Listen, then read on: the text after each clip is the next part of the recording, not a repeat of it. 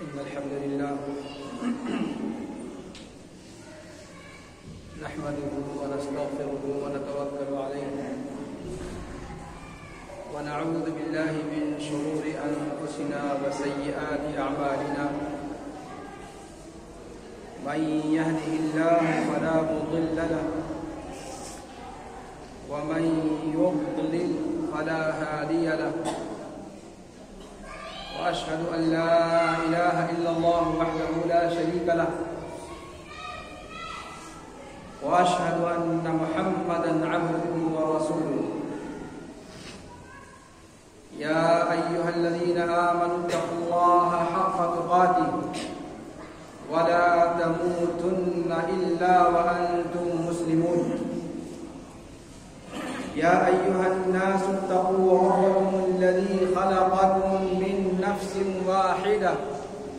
وخلق منها زوجها وبث منهما رجالا كثيرا ونساء واتقوا الله الذي تساءلون به والأرحام إن الله كان عليكم رقيبا يا أيها الذين آمنوا اتقوا الله وقولوا قولا سديدا يصلح لكم أعمالكم ويغفر لكم ذنوبكم ومن يطع الله ورسوله فقد فاز فوزا عظيما أما بعد فإن خير الحديث كتاب الله وأحسن الهدي هدي محمد صلى الله عليه وسلم وشر الأمور محدثاتها وكل محدثة بدعة وكل بدعة ضلالة وكل ضلالة في النار فأعوذ بالله السميع العليم من الشيطان الرجيم من همزه ونفثه ونفخه بسم الله الرحمن الرحيم وإن يمسسك الله بضر فلا كاشف له إلا هو وإن يردك بخير فلا راد لفضله يصيب به من يشاء من عباده وقال الحبيب مصطفى صلى الله عليه وسلم فيما صح عنه من تعلق تميمة فقد أشرك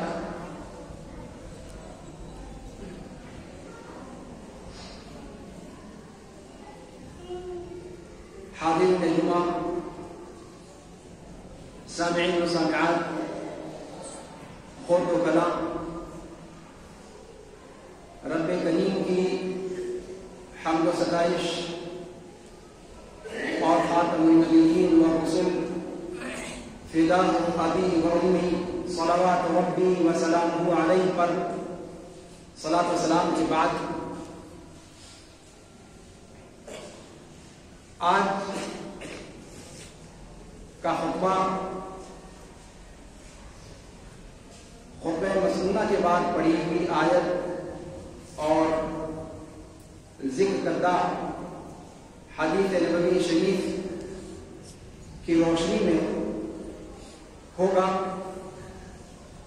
اللہ رب العالمین جو باتیں عرض کی جائیں ان پر سب سے پہلے خود کہنے والے کو عمل کی توفیق عطا فرمائے، اور اگر حق ہے تو سامعین کے سینے کو بھی کھول دے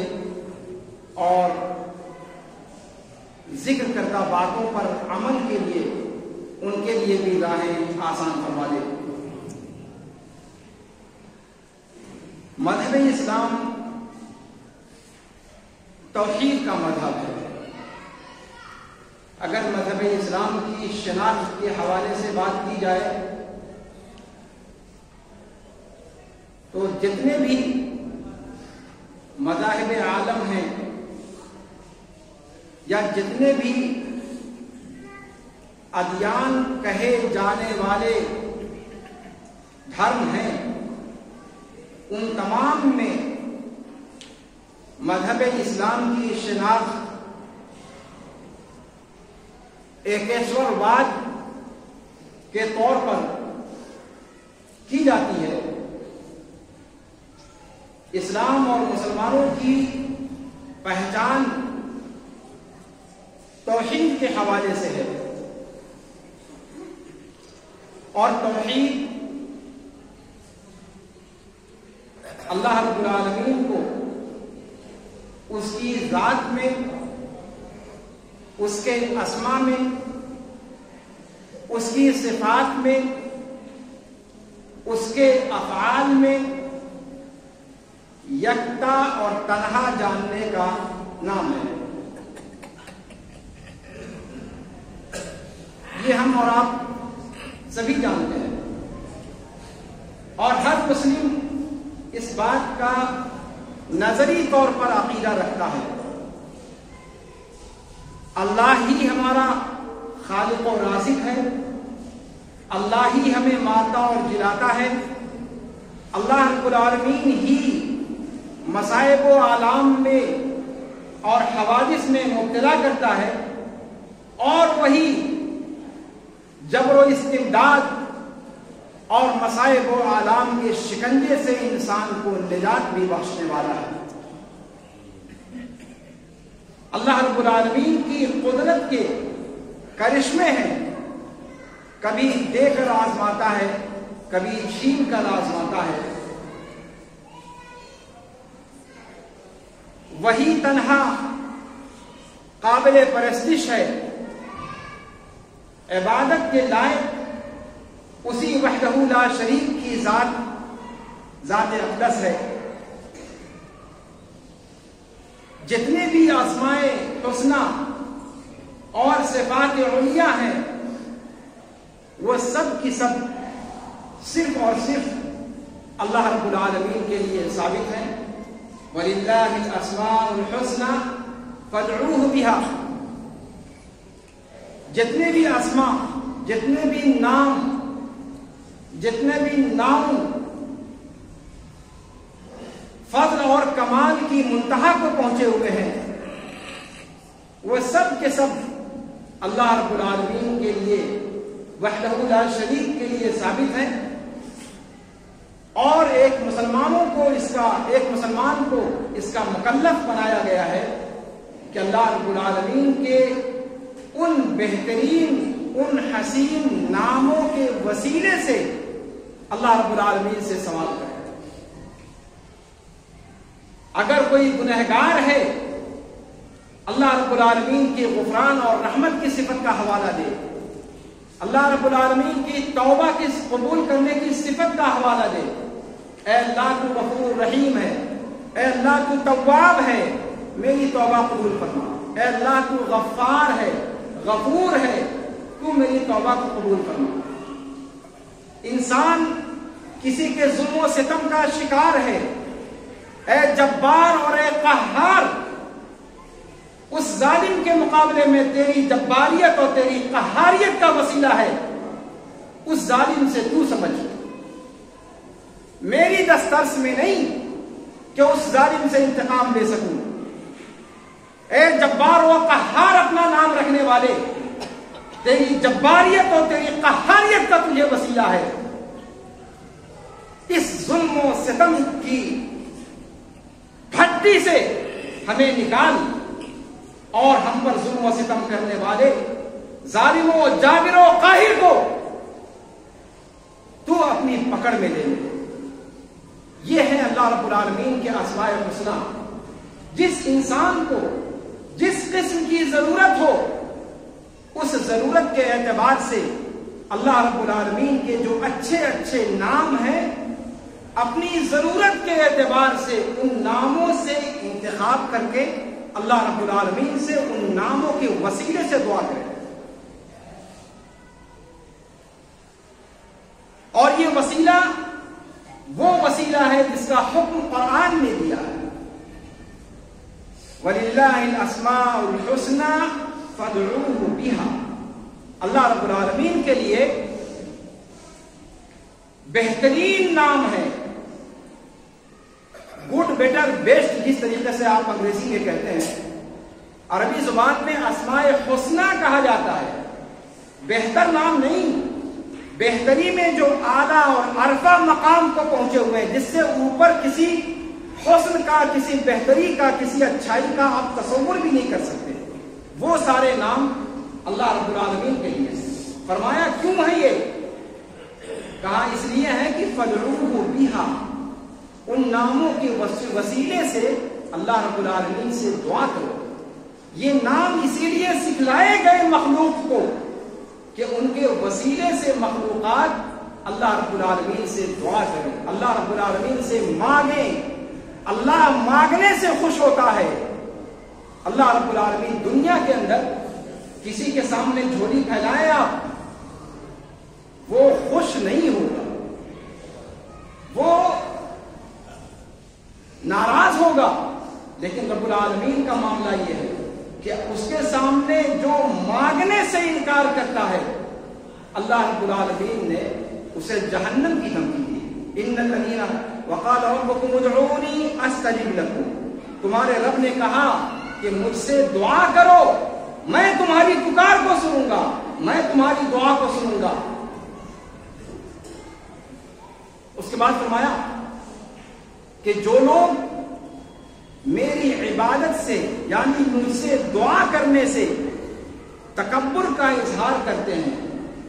تیوریاں چڑھاتے ہیں، میرے سامنے دستے سوال دراز کرنے میں جھجک محسوس کرتے ہیں، اپنی انانیت کو آڑے لاتے ہیں، ان الذین یستکبرون عن عبادتی سیدخلون جہنم داخلین، ان کی انانیت کا بھانڈا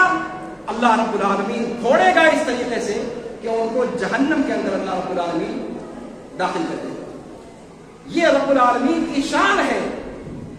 وہ بندوں سے چاہتا ہے کہ تذلل ہو، انکساری ہو، تواضع ہو، مانگ ہو، سوال ہو۔ یہ اللہ رب العالمین کی شان رحیمیت ہے، اور وہ اپنے بندوں پر، ایک ماں اپنے بچے پر جس طریقے سے شفیق اور مہربان ہوتی ہے، اس سے کہیں زیادہ اللہ رب العالمین اپنے بندوں پر مہربان اور شفیق ہے۔ تو توحید اسلام کے اندر ایک مسلمان کو یہ پیغام دیتی ہے، ایک مسلم مرد کو یہ پیغام پہنچاتی ہے، ایک مسلم عورت کو یہ پیغام پہنچاتی ہے کہ اپنی صحت کی حالت میں، اپنے مرض کی حالت میں، اپنی تنگدستی کی حالت میں، اپنی نعمتوں میں پلنے کی حالت میں، حالت کوئی بھی ہو، انسان کو چاہیے کہ وہ صرف اور صرف اللہ رب العالمین کے سامنے اپنا شیش نوائے، اللہ رب العالمین کے سامنے دست سوال دراز کرے، اللہ رب العالمین کا شکر بجا لائے۔ یہ ایک مسلم کی پہچان ہے، ایک مسلم کا یہ امتیاز ہے۔ لیکن کیا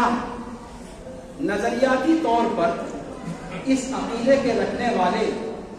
عملی طور پر بھی اپنی پریکٹیکل لائف میں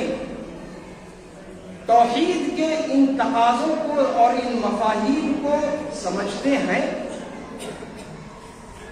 امت کے اندر بہت بڑا طبقہ ہے،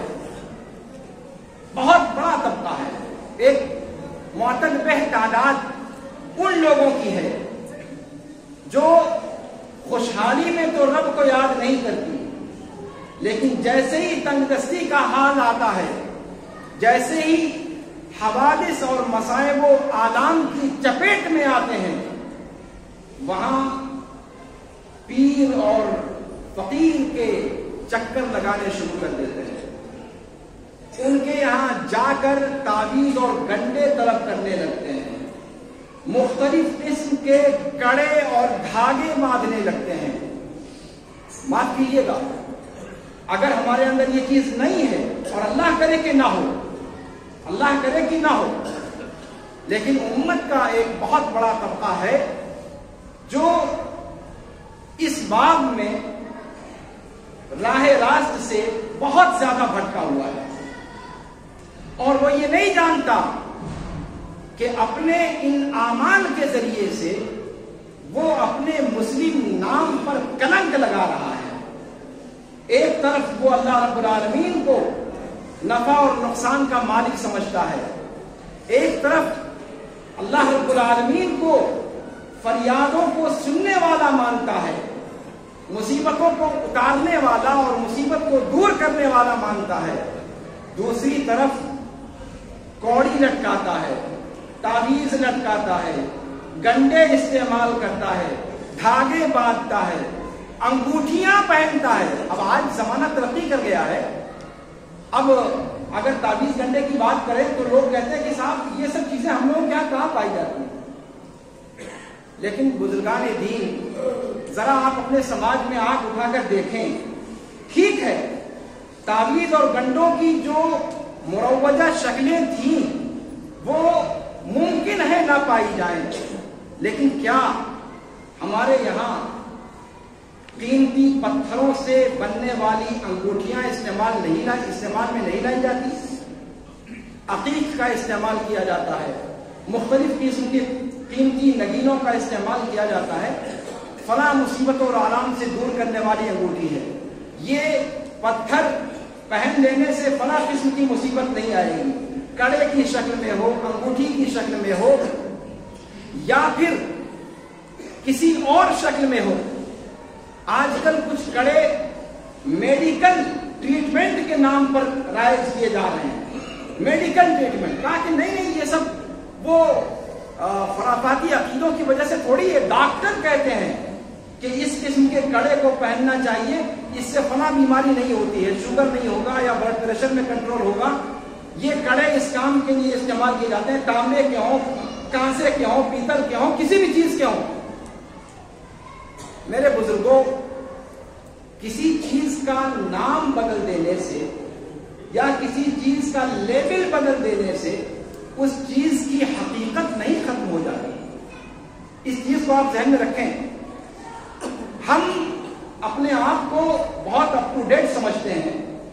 قرآن و سنت کے نصوص کو دیکھیں، آپ قرآن و سنت کے نصوص کو دیکھیں، عبداللہ ابن عقیم رضی اللہ عنہ وارضہ کی وہ روایت دیکھیں جس میں اللہ کے رسول صلی اللہ علیہ وسلم نے جب دیکھا پہنے ہوئے تو کہا کہ اس کو اتار دو۔ کہا کیوں پہنے ہو؟ کہا کہ جسمانی کمزوری ہے، اس کو دور کرنے کے لیے پہن رکھا ہے۔ اللہ کے رسول صلی اللہ علیہ وسلم نے فرمایا کہ یہ کمزوری میں مزید اضافہ کا سبب بنے گی، انہوں نے اتار دیا۔ عبداللہ بن عقیم کے بارے میں آتا ہے کہ جب وہ اپنے مرض الموت میں مبتلا ہوئے اور بیماری زور پکڑنے لگی تو آس پاس بیٹھے ہوئے لوگوں میں سے کسی نے کہا کہ فلاں کڑا پہن لیجیے، وہ اس بیماری کے اندر بہت مفید ہے۔ انہوں نے کہا کہ کیا اللہ کے رسول صلی اللہ علیہ وسلم کو فرماتے ہوئے تم نے نہیں سنا کہ جو کوئی چیز لٹکاتا ہے شفا کی نیت سے وہ اسی کے حوالے کر دیا جاتا ہے۔ اللہ کے رسول صلی اللہ علیہ وسلم کی ایک دوسری روایت میں کہ من تعلق تمیمۃ فقد اشرک، جس نے تمیمہ لٹکایا اس نے شرک کا کام کیا۔ صریح روایت ہے اللہ کے رسول صلی اللہ علیہ وسلم سے۔ اور جب ہم تعویذ اور گنڈے کی بات کرتے ہیں تو تعویذ اور گنڈے سے یہ مراد نہیں ہوتا کہ تعویذ کی جو معروف شکلیں ہیں اگر صرف ہم وہ استعمال کریں تو ہمارے لیے جائز نہیں ہے، اور باقی جو دوسری شکلیں ہیں ہم اس کو استعمال کر سکتے ہیں۔ مثال کے طور پر لیمو اور مرچا لٹکانا، گاڑیوں پر جوتی باندھ دینا، یا اس طریقے سے اور جو ساری چیزیں ہوتی ہیں، مجھے بہت تفصیل کے ساتھ اس کو بتانے کی ضرورت نہیں ہے، ہم اور آپ سبھی جانتے ہیں اس بات کو۔ اور پھر چاہے وہ چیزیں قرآن و سنت کے نام پر کیوں نہ رائج کی جائیں، وہ درست نہیں ہے تو قیامت تک درست نہیں ہو سکتی۔ اس چیز کو ہمیں اور آپ کو سمجھنا ہوگا۔ قرآن کریم کی واضح آیت ہے جو خطبہ مسنونہ کی بات پڑھی گئی ہے کہ وَإِن يَمْسَسْكَ اللَّهُ بِضُرٍّ فَلَا كَاشِفَ لَهُ إِلَّا هُوَ، اگر اللہ رب العالمین نے آپ کے ساتھ کسی نقصان کا قصد کر لیا ہے، اگر اللہ رب العالمین چاہتا ہے کہ کوئی مصیبت آپ کو پہنچے، فلا کاشف لہ الا ہو، تو اس مصیبت کو سوائے اس کی ذات وحدہ لا شریک کے کوئی دور نہیں کر سکتی، کوئی ہٹا نہیں سکتی، کوئی اس کو ٹال نہیں سکتی۔ وَإِن يُرِدْكَ بِخَيْرٍ فَلَا رَادَّ لِفَضْلِهِ، اور اللہ رب العالمین اگر کوئی خیر آپ کو دینا چاہے تو نہ کوئی حسد کرنے والا، نہ کوئی نظر بد لگانے والا، نہ کوئی جادو کرنے والا، نہ کوئی ٹونا کرنے والا، نہ کوئی آپ کی برائیوں کو چاہنے والا آپ کا بال بھی بیٹا نہیں کر سکتا۔ وَإِن يُرِدْكَ بِخَيْرٍ فَلَا رَادَّ لِفَضْلِهِ، اللہ رب العالمین نے اگر کسی چیز کا قصد کر لیا ہے کہ وہ بھلائی آپ کو پہنچے گی تو اس کے فضل کو روکنے والا، ٹوکنے والا، لوٹانے والا کوئی نہیں ہے۔ یہ قرآن کریم کی صریح آیت ہے، یہ صریح آیت ہے۔ ایک مسلمان اگر اس آیت کو پڑھے اور اس کے بعد بھی یہ عقیدہ رکھے کہ عقیق کی انگوٹھی پہننے سے فلاں مصیبت دور ہو جاتی ہے، تانبے کا یا کانسے کا کڑا پہننے سے فلاں مصیبت دور ہو جاتی ہے، فلاں جڑی اور بوٹی لگانے سے یہ ہو جاتا ہے، فلاں جڑی اور بوٹی استعمال کرنے سے یہ ہو جاتا ہے، فلاں چیزوں کے استعمال سے یہ مصیبت ٹل جاتی ہے، پھر آپ اور ہم غور کریں کہ کیا توحید کے مفاہیم کو، توحید کے تقاضوں کو ہم نے سمجھا ہے؟ جو اہل بدعت ہیں ان کو چھوڑیے، جو اہل بدعت ہیں ہم ان کی بات نہیں کرتے، وہ تو اللہ رب العالمین نے ان کی رسائی نہیں ہونے دی حق تک، ان کو حق بات کی پہچان ہی نہیں ہے، حق بات ان تک پہنچانے والا کوئی نہیں ہے، ان تک حق بات پہنچانے کے دروازے لوگوں نے بند کر رکھے ہیں، ان کے علماء نے، علماء سوء نے۔ لیکن وہ لوگ جو اپنے آپ کو کہتے ہیں کہ قرآن و حدیث کے ماننے والے ہیں، صحابہ کرام اور تابعین اعظام کے نقش قدم پر چلنے والے ہیں، ان کا عمل کیا ہے؟ ان کا آپس میں معاملہ کیا ہے؟ عورتوں کے اندر دیکھیں، معاف کیجیے گا یہ موضوع ایسا ہے کہ اس کا تعلق نہ صرف یہ کہ ہمارے سماج کے مردوں سے اور نوجوانوں سے ہے، وہیں اس کا بہت زیادہ تعلق ہمارے خاندان کی عورتوں سے، لڑکیوں سے، بچیوں سے، ماؤں سے، بہنوں سے، بیٹیوں سے ہے۔ مختلف قسم کی پریشانیاں آتی ہیں، مختلف قسم کے مصائب اور آلام آتے ہیں، یہ اللہ رب العالمین کے قضاء و قدر میں ہے۔ اگر اللہ رب العالمین نے کسی آزمائش میں ہمیں مبتلا کر ہی دیا تو کیا یہ پیر پگاڑے، یہ تعویذ گنڈے، یہ کڑے، یہ قیمتی پتھروں کا استعمال، جواہر کا استعمال، ان کی انگوٹھیاں، ان کے ہار، ان کے کڑے، یہ ان مصیبتوں کو ٹال سکتے ہیں؟ اگر ہم اور آپ یہ سمجھتے ہیں تو بہت زیادہ ضروری ہے کہ ہم اپنے توحید کے عقیدے پر نظر ثانی کریں، توحید کے عقیدے پر نظر ثانی کریں۔ اللہ کے رسول صلی اللہ علیہ وسلم نے، آپ کو اگر میں کہوں کہ اللہ کے رسول صلی اللہ علیہ وسلم جو رحمت للعالمین بنا کر بھیجے گئے تھے، آپ جانتے ہیں کہ آپ صلی اللہ علیہ وسلم نے بد دعائیں نہیں کی ہیں، بد دعائیں نہیں کی ہیں، لیکن یہ معاملہ اتنا خطرناک ہے، یہ معاملہ اتنا خطرناک ہے کیونکہ یہ انسان کے عقیدے پر ڈاکہ ڈالتا ہے، انسان کے عقیدے کو اس سے چھین لیتا ہے۔ ایک مسلم شخص کی جو پہچان ہے، جو اس کی پرسنالٹی ہے، جو اس کا تشخص ہے، اس تشخص کو مریا میٹ کر دینے والا عقیدہ ہے۔ اس لیے رسول پاک صلی اللہ علیہ وسلم نے کھول کر کے بد دعا دی ہے۔ اللہ کی پناہ چاہتا ہوں میں کہ ہم میں سے کوئی بندہ اللہ کے رسول صلی اللہ علیہ وسلم کی اس بد دعا کا اپنے آپ کو مستحق قرار دے۔ اللہ نہ کرے کہ ہمارے گھرانوں کے اندر کچھ اس قسم کی روش پائی جاتی ہو کہ ہمارا گھرانہ اللہ کے رسول صلی اللہ علیہ وسلم کی بد دعا کی چپیٹ میں آ جائے۔ آپ تصور کریں، وہ ذات گرامی جو مخلوقات میں اقدس ترین ہے، جن کے اگلے اور پچھلے سارے گناہ اللہ رب العالمین نے بخش دیے ہیں، جو پوری کائنات کے لیے رحمت للعالمین بنا کر بھیجا گیا ہے، اگر وہ اس کام پر بد دعا دینے لگے تو اس کام کی خطورت کو، اس کی خطرناکی کو بتلانے کے لیے کیا اس سے بڑھ کر بھی کسی دلیل کی ضرورت ہے؟ ہم کسی مولوی ملا کے پاس جائیں گے اس کو پوچھنے کے لیے؟ اللہ کے رسول جناب محمد الرسول اللہ صلی اللہ علیہ وسلم کی بد دعا ہے ایسے اشخاص کے لیے کہ اللہ رب العالمین ان کے مقصدوں کو پورا نہ کرے، ان کو مزید در مزید مبتلا آزمائش کرے۔ جو لوگ ایسے موقع پر اس قسم کے وسیلوں کو اختیار کرتے ہیں، ناجائز وسیلوں کو، ہمارے دلوں کو کانپ اٹھنا چاہیے۔ محبت رسول کے دعویٰ کرنے والوں، یہی محبت رسول ہے جس کام کے کرنے پر رسول پاک صلی اللہ علیہ وسلم کی زبان مبارک پر بد دعا آئی ہے۔ اس کام کو کرتے ہوئے تمہارا سینہ نہیں کانپتا، تمہارے جگر میں لرزش نہیں ہوتی، تمہارے اندر خوف و اضطراب کی لہر نہیں آتی۔ اللہ رب العالمین کی پناہ ہے اور اللہ رب العالمین سے شکوہ ہے کہ ہم مسلمان کہلاتے ہوئے، ہم اپنے آپ کو نبی کا کلمہ پڑھنے والا بتلاتے ہوئے، نبی کی محبت کے منہ بھر بھر کر دعویٰ کرنے والے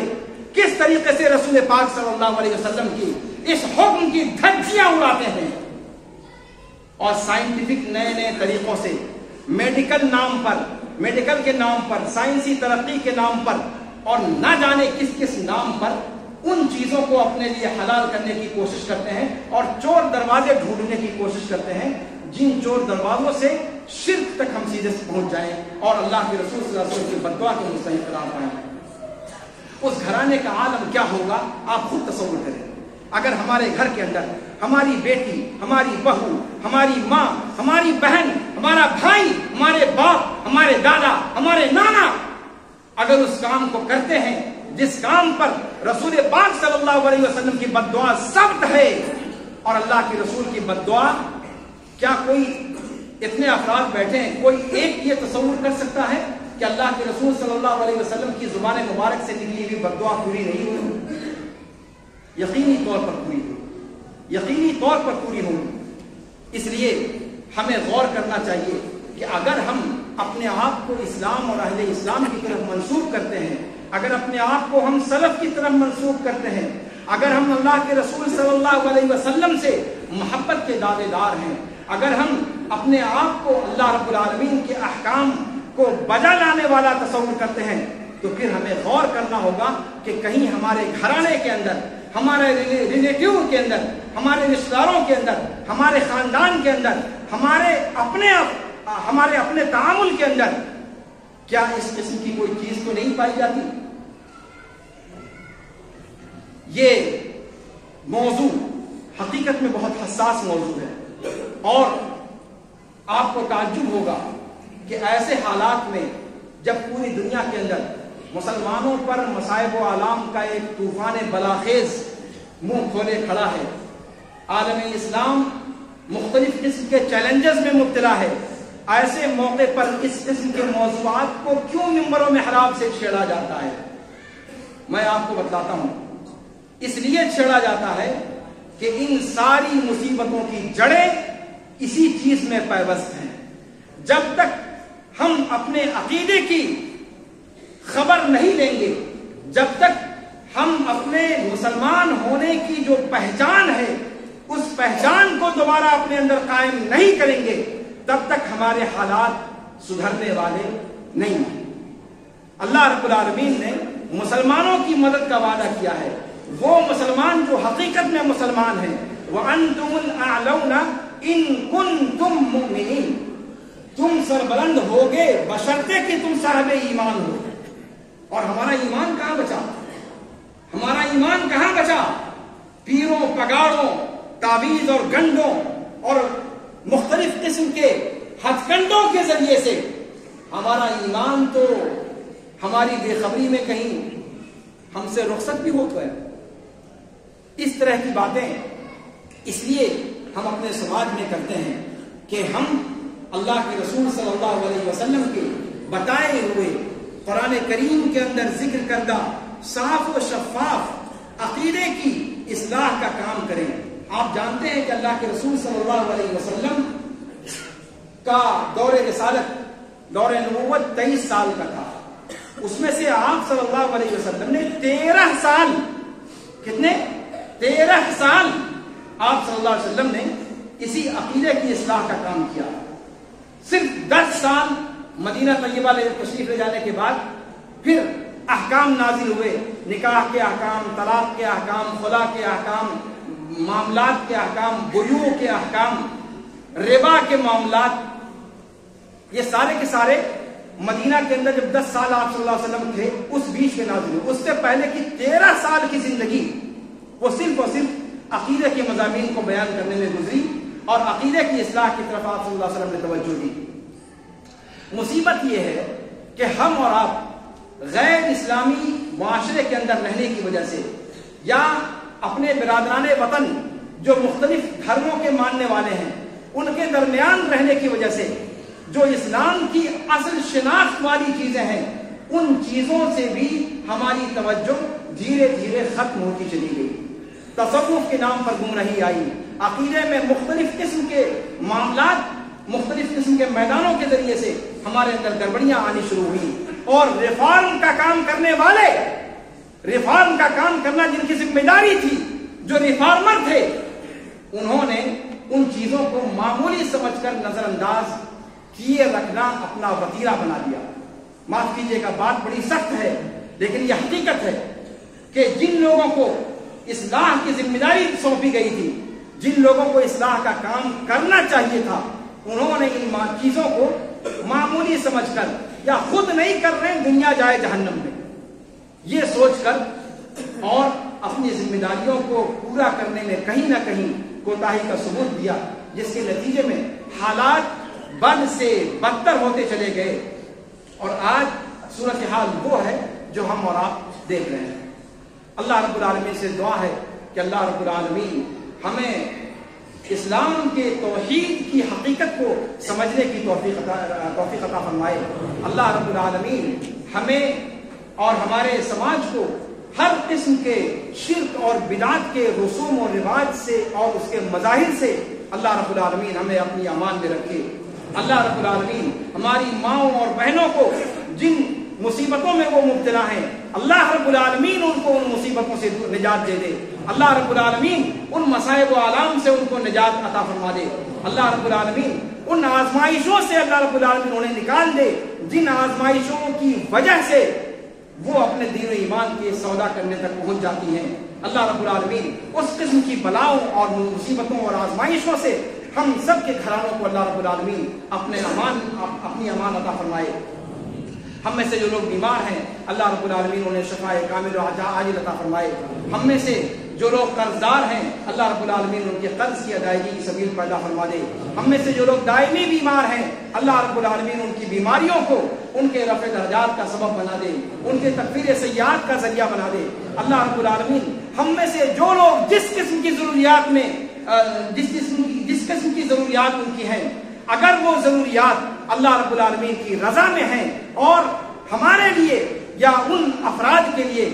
وہ ان ضرورتوں کا پورا ہونا ان کے مفاد میں ہے تو اللہ رب العالمین ان تمام ضروریات کی تکمیل کے اسباب مہیا فرما دے. اللہ رب العالمین ہمیں جب تک زندہ رکھے اسلام کا خادم بنا کر کے زندہ رکھے. اللہ رب العالمین ہماری ماؤں اور بہنوں کو اپنی عفت و عصمت اور اپنی حشمت کی حفاظت کی توفیق عنایت فرمائے. اللہ رب العالمین سوشل سائٹس کے اس زمانے میں جس طریقے سے مخرب اخلاق مظاہر سامنے آ رہے ہیں ایسے میں اللہ رب العالمین ہمارے نوجوانوں کو، ہماری نوجوان لڑکیوں کو، ہماری ماؤں کو، ہماری بہنوں کو، ہمارے نوجوانوں کو، ہمارے باپ کو، ہمارے دادا کو، ہمارے نانا کو، انسانی نسل کے ہر طبقے کو اللہ رب العالمین اس کی لعنتوں سے بچائے رکھے. اللہ رب العالمین ہمارے یہاں عزت و شرف کی چیزوں کو بڑھاوا دے، اور جو رذالت کی چیزیں ہیں، جو ضلالت کی چیزیں ہیں، اللہ رب العالمین ان سے ہمارے معاشرے کو پاک و صاف کر دے۔ اللہم اعز الاسلام والمسلمین، اللہم اعز الاسلام والمسلمین واذل الشرک والمشرکین، اللہم انصر الاسلام والمسلمین، اللہم اخذل اعداء الدین یا ارحم الراحمین۔ اقول قولی هذا واستغفر اللہ لی ولکم ولسائر المسلمین فاستغفروه من كل ذنب